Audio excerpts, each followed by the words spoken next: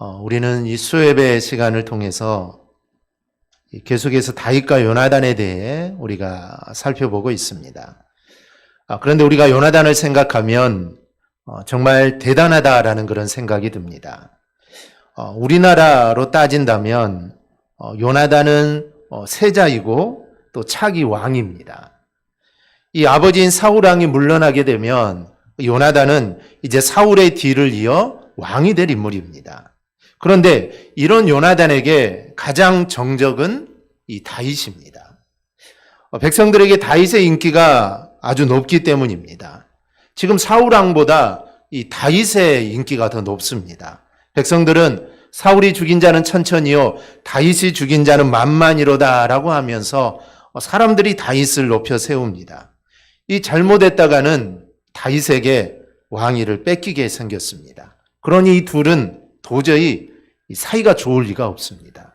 그런데 이 둘은 정말 둘도 없는 친구입니다. 이 나이를 뛰어넘어서 또 지위를 뛰어넘어서 이 둘은 정말 친한 친구가 되었습니다. 다윗도 훌륭하지만 저는 요나단이 더 대단하다고 생각을 합니다. 그런 다윗을 친구로 받아주었기 때문입니다. 그리고 요나단이 정말 자신의 모든 것을 다 포기하면서 그렇게 할 수 있었던 것은 요나단은 하나님의 뜻을 알았기 때문입니다. 즉 아버지인 사울의 뒤를 이어 이스라엘의 왕이 될 사람은 자신이 아니라 바로 다윗임을 요나단은 알았습니다. 그리고 하나님의 뜻에 순종을 합니다. 어찌 보면 정말 순종할 수 없는 일인데 요나단은 순종을 하고 그걸 받아들입니다. 그것이 바로 하나님의 뜻이었기 때문에 요나단은 과감히 순종한 것입니다. 저는 요나단의 이런 모습을 보면서 정말 우리도 하나님의 말씀이라면 과감히 순종할 수 있는 그런 믿음을 우리도 갖기를 소망합니다. 정말 나에게 손해가 오더라도 하나님이 원하시는 일이라면 우리는 순종할 줄 알아야 합니다. 그리고 정말 내가 욕을 먹는 일이 일어난다 할지라도 정말 이 일이 하나님이 원하시는 일이라면 우리는 그 일에 정말 과감하게 순종할 수 있어야 합니다. 그리고 그러한 순종을 통해 하나님의 일이 하나하나 이루어져 가는 것입니다. 우리가 정말 넓게 본다면 요나단의 순종 또 다윗의 이 순종을 통해 지금 하나님의 일이 하나하나 이루어져 가고 있는 것입니다. 즉 큰 퍼즐로 본다면 퍼즐의 조각들이 하나하나 지금 맞추어져 가고 있는 것입니다. 그래서 우리는 내 뜻을 먼저 생각할 것이 아니라 우리는 하나님의 뜻을 먼저 생각하며 살아가는 우리 성도들이 꼭 되기를 바랍니다. 이 다윗은 사울이 자신을 아주 집요하게 죽이려고 하는데도 사울의 의중을 확실하게 알고 싶었습니다. 우리가 지난 시간을 통해 사울이 다윗을 죽이려고 했던 경우가 한 9번 정도 있었습니다. 그러면 충분히 사울이 자신을 죽인다는 것을 알 수 있지만 다윗은 마지막으로 사울의 의중을 정확하게 알고 싶었습니다. 그래서 사울이 자신을 죽인다는 이야기를 요나단에게 하게 되고 요나단으로 하여금 이것을 확인해 줄 것을 요구를 합니다. 그런데 이러한 요구는 요나단을 믿지 않으면 할 수 없는 일입니다. 만약에 사울 왕과 요나단이 만약에 짜게 된다면 지금 다윗은 사자굴에 들어가는 꼴이 되기 때문입니다. 그런데 요나단은 그렇게 하지 않았습니다. 내가 알아보겠다고 하죠. 그리고 결코 다윗이 죽지 않게 하겠다라고 말을 합니다. 이 내용들이 우리가 지난 시간에 살펴본 내용이고요. 이제 오늘 본문은 다윗과 요나단의 약속에 따라 요나단이 아버지 사울의 의중을 알아봅니다. 월삭이 되면 사울은 식탁을 베풀었습니다. 이 잔치를 베풀었죠. 이 자리에 참석하는 사람들은 사울 왕의 최측근들입니다. 이 월삭이라는 것은 히브리어로 로시 호데시라는 건데 이 달의 머리라는 의미가 있습니다. 그래서 유대력으로 매달 초하룻날을 기념하는 절기가 이 월삭이라는 절기입니다. 다윗도 매번 이 자리에 참석했던 자리입니다. 월삭 첫 번째 날에 다윗이 참석하지 않자 사울은 그냥 넘어갑니다. 그런데 두 번째 날이 되었는데도 다윗이 참석을 하지 않자 이 사울 왕이 요나단에게 그 이유를 묻습니다. 그러자 요나단은 다윗이 형제들을 만나게 좀 보내달라고 해서 내가 다윗을 허락했다는 것입니다. 그래서 다윗이 형제들을 만나러 고향집으로 갔다라는 것입니다. 그러자 사울이 화를 내죠. 요나단 역시 아버지에게 다윗이 무슨 죄를 지었냐면서 오히려 요나단도 또 아버지에게 화를 냅니다. 이렇게 오늘 본문을 보면 사울과 요나단 사이에 아주 팽배한 이 대립이 이루어지고 있습니다. 그런데 이런 대립은 결국 죄를 고집하는 모습에 사로잡히느냐 아니면 정의를 보려고 하느냐 이런 두 간의 충돌을 우리에게 보여줍니다. 먼저 사울은 죄 짓는 고집을 합니다. 월삭 첫째 날에 늘 오던 다윗이 오지 않자 사울은 이렇게 생각을 합니다. 26절을 보면 이는 생각하기를 그에게 무슨 사고가 있어서 부정한가 보다 정령이 부정한가 보다. 충분히 일어날 수 있는 일이었습니다. 이 구약 정결예법에 따르면 부정한 것이 접촉한 경우는 부정하게 됩니다. 또 그 사람하고 접촉한 사람도 부정하게 되죠. 이렇게 부정하게 있는 사람은 하나님께 바쳐진 제물을 먹을 수가 없습니다. 그리고 물로 몸을 씻고 하루 동안 이 공동체를 떠나 있어야 합니다. 그래서 사울은 생각하기를 다윗이 이런 이유 때문에 아마 참석하지 못했을 것이다. 그래서 첫째 날에는 이유를 묻지 않습니다. 왜냐하면 평소에 다윗은 성실하고 경건했기 때문입니다. 그러니 다윗이 오늘 이 자리에 오지 않은 것은 아마 그가 율법적으로 부정했기 때문에 아마 오지 않았을 것이다. 그러면 내일은 반드시 올 거라고 생각을 하죠. 그런데 둘째 날이 되어도 다윗이 오지를 않습니다. 그래서 이제 사울은 궁금해지기 시작하죠. 웬만해서는 이 왕과의 식사 자리에 이틀날까지 빠지기는 이거 쉬운 일이 아닙니다.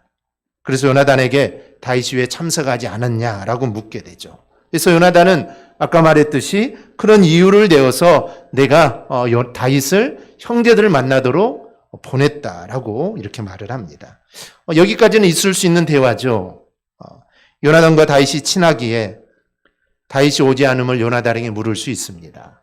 요나단도 다윗과 친한 관계이기 때문에 왕 사울에게 그렇게 대답할 수 있습니다. 물론 그 대답은 진짜는 아니죠. 사울과 요나단과 다윗 사이에 약속한 것입니다. 아버지 사울이 다윗을 죽이려는 마음이 있는지 알아보기 위해 이 둘 사이에 서로 지어낸 이야기죠. 여기까지는 평범한 이야기였습니다. 그런데 요나단의 대답을 듣자마자 사울이 벼락같이 화를 냅니다. 성경은 사울이 단순하게 화를 냈다고 되어 있지만 이 화를 내다라는 단어는 코에서 더운 콧김이 막 나올 정도로 맹렬한 분노를 뜻합니다. 마치 숯불이 빨갛게 달아오르는 것과 같이 아주 격렬하게 화를 내고 있는 모습을 말해주는 것입니다. 근데 이런 내용들은 그렇게 화낼 이유는 아닙니다. 왜냐하면 이유가 있기 때문이죠. 아버지를 만나러 고향에 갔기 때문이라는 이유가 있는데 이 이유를 듣자마자 사울은 아주 화를 냅니다. 그러면 사울이 화를 내는 이유가 어디에 있을까요? 다윗이 식탁의 조리에 오지 않아서일까요? 물론 하루는 몰라도 이튿날까지 식사 자리에 참석하지 않은 것은 이거는 일반적인 일이 아닙니다. 이거는 왕에 대한 이 모독으로 간주될 수 있습니다. 하지만 사울이 화를 내는 이유는 이게 아닙니다. 사울이 요나단을 향하여 분노를 말하면서 하는 말이 있습니다. 31절을 보면 이새의 아들 곧 다윗이 있는 동안에는 자기 아들이 제대로 나라를 꾸려갈 수 없을 거다라고 말을 합니다. 즉 다윗이 살아있으면 요나단은 왕이 될 수 없다는 것이죠. 그러면서 다윗은 지난번에 죽었어야 했을 사람이라는 것입니다. 야, 내가 지난번에 다윗을 죽여야 했었는데 내가 다윗을 죽이지 못한 것이 한스럽다는 것입니다. 그래서 다윗이 살아있는 한 너는 왕이 될 수 없다라는 것입니다. 사울은 이 이스라엘이라는 나라를 그리고 이 왕의 보좌를 고스란히 요나단에게 물려주려고 했습니다. 세상의 원리도라면 사울의 보좌가 요나단에게 돌아가는 것은 이거는 당연한 것입니다. 어느 누구도 사울의 왕자를 아들인 요나단에게 물려주는 것, 이건 모든 사람들이 다 동감하는 일입니다. 그러나 우리는 이를 신앙적인 원리에서 생각해 봐야 합니다. 즉, 세상적인 원리가 아니라 우리는 신앙적인 원리에서 좀 살펴봐야 합니다. 여러분, 이스라엘 나라는 본래 누구의 나라입니까? 이스라엘 나라가 사울의 나라입니까? 아니죠. 이 이스라엘이라는 나라는 어느 한 사람의 나라가 아닙니다. 이스라엘은 하나님께서 친히 세우신 나라입니다. 즉, 아브라함을 하나님께서 친히 불러주셔서 그 아브라함의 후손을 통해 이룬 나라가 이스라엘이라는 나라입니다. 그러니 이 이스라엘이라는 나라는 어떤 한 사람의 나라가 결코 아닙니다. 그리고 그 나라의 보좌는 하나님의 것으로서 인간 왕은 하나님의 대리자에 불과합니다. 그렇다면 다음 왕위는 하나님이 원하시는 사람에게 돌아가는 것이 맞습니다. 즉, 누구의 아들에게 돌아가는 것이 아니라 아들이 아니더라도 하나님이 원하는 자에게 그 왕위가 돌아가야 합니다. 그런데 이것을 억지로 사울은 자기 아들에게 물려주려고 합니다. 그러니 사울은 행해서는 결코 안 될 불의를 저지르게 되는 것입니다.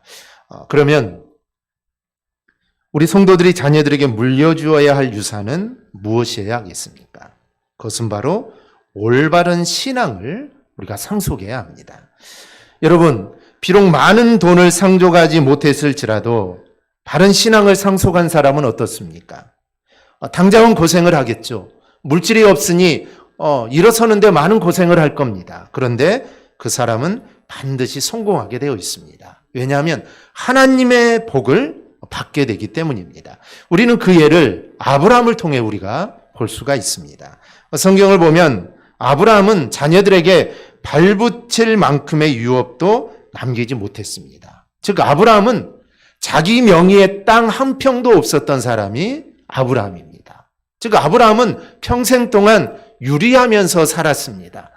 내가 집을 짓고 살아갈 땅이 없었죠. 장사 지낼 땅도 없어서 다른 사람들에게 그 땅을 사서 아내를 장사했던 사람이 아브라함입니다. 자기의 땅이 없었습니다. 아브라함, 이삭과 야곱과 더불어 그는 항상 장막에 거했다. 언제든지 이 장막은 언제든지 다시 풀어서 메고 떠나야 하는 것입니다. 누가 내 땅이니 가라고 하면 떠나야 되는 그런 삶을 살았습니다. 하지만 대신 그가 아들과 손자에게 전수한 것이 무엇입니까? 그것은 여호와 신앙입니다. 그리고 결과는 무엇입니까? 성경은 이삭이나 야곱 모두 그 신앙으로 하나님께 축복을 받아 누렸음을 우리에게 말해줍니다. 바로 이것입니다. 이 하나님을 향한 순수 신앙을 물려주는 그 사람은 자녀를 고생시키는 사람이 아니라 자녀의 정신을 살리는 사람입니다. 즉, 자녀를 진정으로 복되게 하는 사람입니다. 그러므로 우리는 자녀들에게 반드시 하나님에 대한 아름다운 신앙을 우리는 반드시 물려주어야 합니다. 그럴 때 자녀의 삶이 복된 삶이 되는 것입니다. 그런데 사울은 이것을 물려주려고 하진 않았습니다. 사울이 물려주려고 하는 것은 세상적인 왕위를 물려주려고 했던 것입니다. 이런 여러 상황을 종합하면 사울은 이번 월삭 식사에서 다윗을 죽일 마음을 가졌던 것입니다. 이 월삭 식사에 다윗이 오면 내가 죽여야겠다라는 생각을 가졌던 것이죠. 이 단단히 벼르고 계획을 세웠는데 첫째 날 다윗이 오지 않습니다. 그럴 수 있지. 그런데 둘째 날까지 오지 않자 화가 났던 것입니다. 다윗이 자기 옆자리에 앉아서 함께 식사를 해야 되는데 그러면 내가 그 식사하는 그 자리에서 내가 그를 죽일 수 있을 텐데 이제 모든 것이 수포로 돌아가 버렸기 때문입니다. 이렇게 사울은 무고한 다윗을 죽이고자 치밀한 계획을 세웠습니다. 그런데 이것은 있을 수가 없는 일입니다. 사울이 다윗을 죽일 명분이 하나도 없습니다. 오히려 사울은 그를 높여주어야 합니다. 다윗이 나라를 구한 적이 한두 번이 아닙니다. 다윗은 전쟁에 나가기만 하면 승리를 합니다. 다윗은 승리를 했지만 만약에 전쟁에서 패했다면 어떻게 될까요? 사울왕이 죽을 수도 있고 나라가 망할 수도 있습니다. 그런데 다윗 때문에 지금 사울의 왕위도 든든히 서 있는 것입니다. 다만 사울은 사람들의 민심이 다윗에게 집중되는 게 싫었던 겁니다. 그리고 전에 사무엘이 이런 말을 했죠. 하나님께서 이미 사울의 왕위를 패했다. 그리고 하나님의 마음에 맞는 사람을 왕으로 택했다라는 말을 했습니다. 그러니 사울 왕은 이제 알고 있겠죠. 나는 언젠가 왕위에서 물러나게 될 것이다. 그리고 그 말을 들은 이후로 그날이 언제 올까 하고 사울은 늘 불안합니다. 내일 그날이 올까? 언제 올지 너무나 불안한 겁니다. 그리고 그런 인물이라고 여겨지는 사람이 있으면 그 누구라도 제거하려고 했던 겁니다. 그런데 다윗이 딱 그 사람입니다. 그러니 사울은 철저하게 계획을 세우고 다윗을 죽이려고 했던 겁니다. 그런데 이 모든 것들이 수포로 돌아갔으니 이 사울이 얼마나 화가 났는지 모릅니다. 만약 여러분들이 사울이라면 어떻게 했겠습니까? 하나님의 심판 선고를 이미 받았습니다. 그럼 그 내용이 이루어지지 않도록 사울왕처럼 정말 발버둥 치려고 할 것입니까? 아니면 다른 무언가를 우리는 해야 합니까? 우리는 당연히 하나님 앞에 회개해야 합니다. 이러한 일들은 하나님께서 지금 기회를 주시는 겁니다. 그래서 설령 내 육신은 심판을 당하더라도 영혼은 구원받는 자리에 가도록 하는 것이 이게 최선의 선택입니다. 이런 자세가 중요합니다. 우리가 하나님께 심판받을 일을 하지 않아야 하지만 우리가 연약해서 심판받을 자리에 처했다면 내가 그것을 바꾸려고 오늘 사울처럼 하나님께 대드는 것이 아니라 우리는 철저하게 회개함으로 비록 징벌은 받으나 영혼의 구원을 받는 자가 우리는 되어야 합니다. 그리고 하나님의 심판을 거두어 가시기를 우리는 간절하게 기도해야 합니다. 그런데 사울은 그렇지 않았습니다. 하나님이 자기를 대신해 보낸 사람이 이 다윗이라는 것을 알고 그를 죽이려고 애를 썼다는 것이죠. 이런 고집은 다윗을 제거하는 것에만 머무는 게 아닙니다. 이 사울이 요나단에게 화를 내는 모습을 보면 우리가 알 수 있는데요. 사울은 자기 아들인 요나단을 저주합니다. 30절을 보면 요나단을 패영무도한 계집의 소생이라고 부릅니다. 요나단의 어머니이면 사울왕의 부인이 되겠죠. 자기의 부인에 대해서 패영무도한 계집이라고 말을 합니다. 물론 자신의 아내를 그렇게 말한 건 아니죠. 요나단에게 욕을 퍼붓는 것이지만 내용적으로 볼 때는 자신의 아내를 패역한 사람으로 만드는 것이 되어버리게 됩니다. 더 나아가 30절 후반절을 보면 다윗을 살린 일이 요나단 자신과 요나단의 어미의 수치가 될 것이라고 말을 합니다. 결국 사울 입장에서 볼 때 다음 왕위를 이을 왕자와 자신의 아내에 대해 저주를 하는 꼴이 되어버리게 됩니다. 여기서 한 걸음 더 나갑니다. 사울은 손에 이 다윗을 죽이는 데 사용했던 이 단창이 있었습니다. 그런데 그 단창을 들어서 요나단에게 던지게 됩니다. 33절에 보면은 사울은 단창을 던져서 요나단을 죽이려고 했던 것입니다. 즉 자신의 아들을 지금 죽이려고 하는 것입니다. 여러분, 이 죄를 고집해서는 안 됩니다. 우리가 사울에게서 보듯이 죄를 고집하는 자는 자기를 제어하지 못하게 됩니다. 그래서 자신의 가장 사랑하는 아들, 그리고 자신의 대를 이어서 이제 왕위에 오를 그 아들을 스스로 공경에 처하도록 만드는 일을 하게 됩니다. 즉 죄를 고집하면 하나님 앞에서 망하는 길 외에는 다른 길이 없습니다. 설령 부족함으로 인해 하나님 앞에 우리가 심판을 선고를 받았다 하더라도 우리가 죄를 고집하는 자리에 있어서는 절대로 안 됩니다. 그런데 안타깝게도 사울은 이렇게 죄를 고집하는 모습들을 계속 보입니다. 둘째로 요나단은 의로움을 고집합니다. 이 부전자전이라는 말이 있죠. 이 성격적으로 볼 때 요나단도 사울 못지 않습니다. 고집이 있는 인물이 요나단입니다. 그는 아버지 앞에 조금도 물러나지 않습니다. 전에 다윗을 죽이고자 하는 아버지 사울에게 옳고 그름이 무엇인지 아주 정확하게 이야기했던 사람이 요나단이죠. 설령 자신이 옳다고 해도 아버지의 잘못을 조목조목 지적하면서 이야기하는 것, 이거는 쉬운 일이 아닙니다. 그런데 그렇게 한 것을 보면 요나단도 이 사울 왕만큼 아주 집착이 강한 인물임을 우리가 알 수가 있습니다. 이번에도 마찬가지입니다. 다윗은 사울이 자신을 죽이려고 한다고 하자 설마 그럴 리가 있겠냐라고 하면서 자신이 아버지 사울의 의중을 내가 알아보겠다고 합니다. 그리고 무슨 일이 있어도 내가 너를 죽게 만들지 않겠다라고 말을 하죠. 요나단이 생각할 때 다윗은 죽을 일이 한 일이 없습니다. 모든 게 이 아버지 사울에게 문제가 있었던 것이죠. 그래서 이번에도 만약 아버지 사울이 다윗을 죽이려는 생각이 있다면 내가 중간에서 잘 중재해 주겠다라는 말입니다. 그런데 이번에 사울이 완강했습니다. 사울이 요나단과 요나단의 어머니를 저주하면서 화를 내자 요나단도 물러나지를 않습니다. 왕인 아버지가 막 호통을 치면서 이렇게 하면은 좀 물러날 만도 한데 요나단은 물러나지 않습니다. 다윗이 무슨 죽을 일을 했냐라면서 언성을 높이면서 어쩌면 아버지에게 대들게 되죠.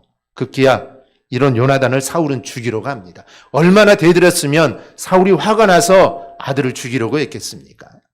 다윗을 죽이려고 준비한 단창을 요나단에게 던졌다는 것이죠.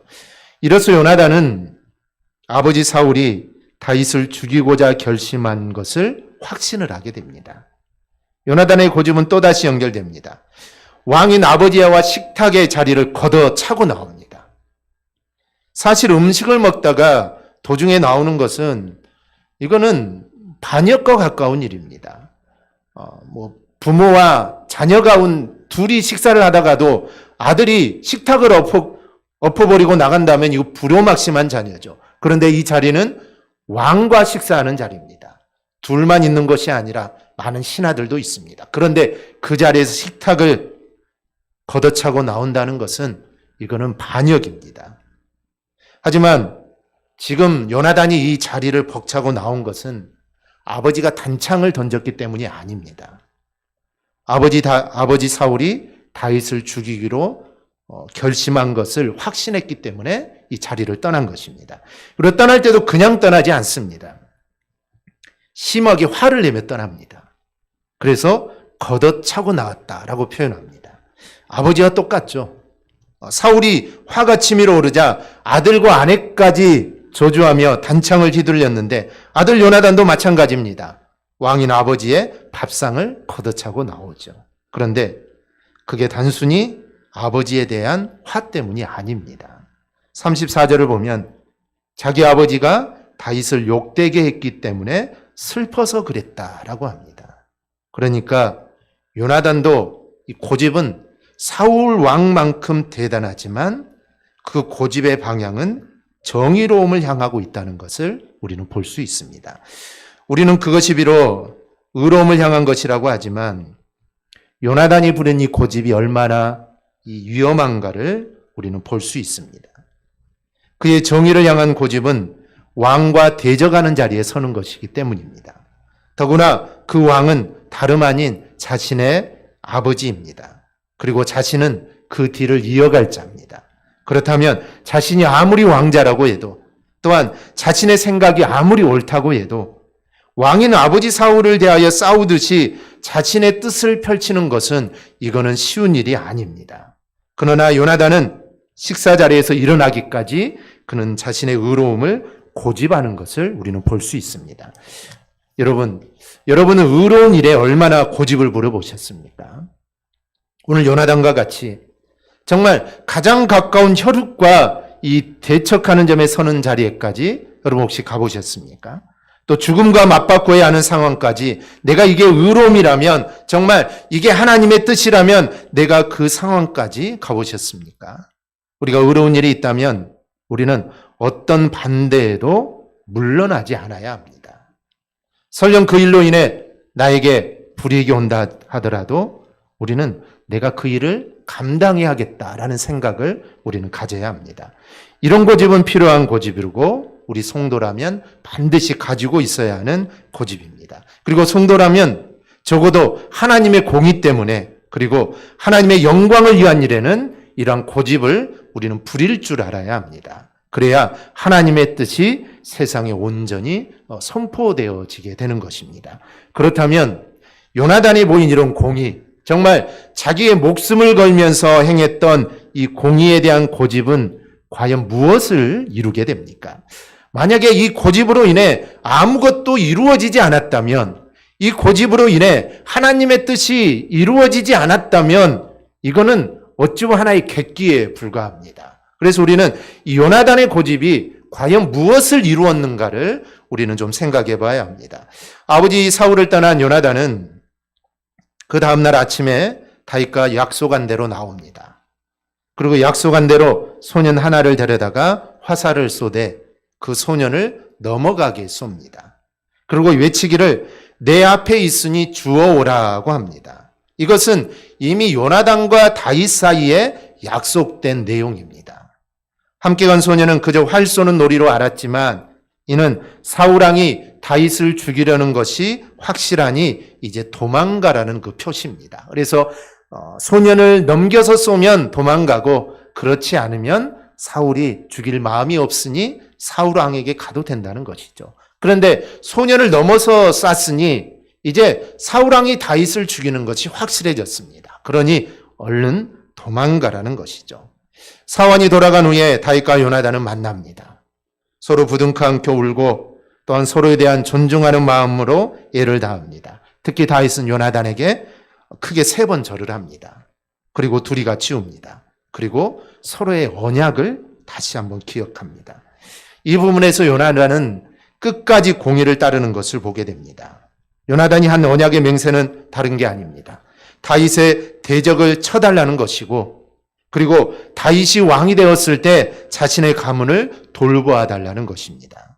그리고 보면 자신이 왕자였지만 요나단은 하나님께서 다윗을 통하여 사울 왕을 뒤를 이어 왕을 삼는다는 것을 요나단은 분명히 알고 있었습니다. 그런데 다윗 왕가가 왕이 되는 것은 사울 왕가는 몰라간다는 의미이기도 합니다.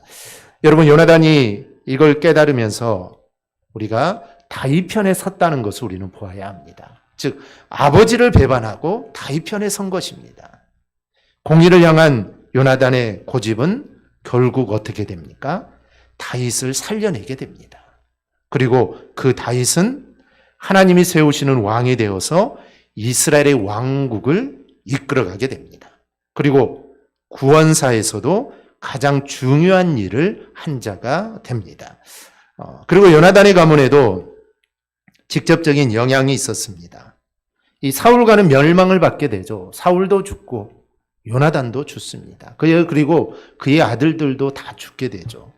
하지만 다윗은 사울의 가문 중 요나단의 아들을 살리려고 무척 노력을 합니다.